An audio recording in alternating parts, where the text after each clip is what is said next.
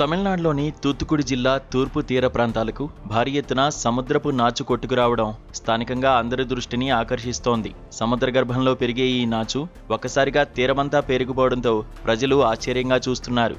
బలమైన గాలులు వీచే సమయంలో సముద్రపు అలల తాకిడికి ఇలా నాచు ఒడ్డుకు రావడం సర్వసాధారణమైన ప్రకృతి ప్రక్రియేనని స్థానిక మత్స్యకారులు అంటున్నారు. దీనివల్ల ఎలాంటి ప్రమాదం లేదని కొట్టిపారేశారు. గత కొన్ని నెలలుగా తూత్తుకుడి తీరంలో ఇలాంటి సంఘటనలు తరచూ జరుగుతూనే ఉన్నాయి. గత నెల రోజుల నుంచి ఇలా నాచు కొట్టుకురావడం ఇది మూడోసారి.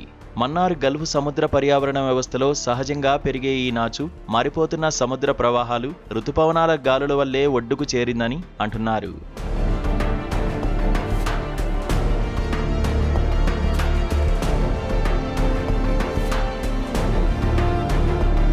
సముద్రంలో వస్తున్న మార్పులను గమనించిన భారత వాతావరణ శాఖ తీర ప్రాంతాల్లో భారీగా అలలు ఎగిసిపడే అవకాశముందని హెచ్చరించింది.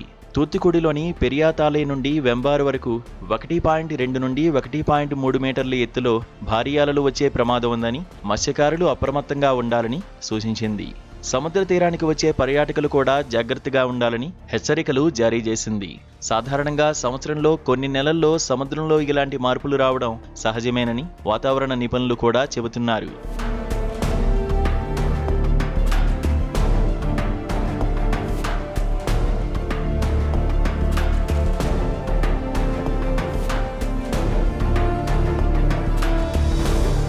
ప్రపంచవ్యాప్తంగా వస్తున్న వాతావరణ మార్పులు, సముద్ర ఉష్ణోగ్రతలు విపరీతంగా పెరిగిపోవడం, సముద్ర ప్రవాహాల దిశలు మారడం వల్లే ఇలా అసాధారణ రీతిలో నాచు కొట్టుకువస్తోందని మరికొందరు మత్స్యకారులు అభిప్రాయపడుతున్నారు.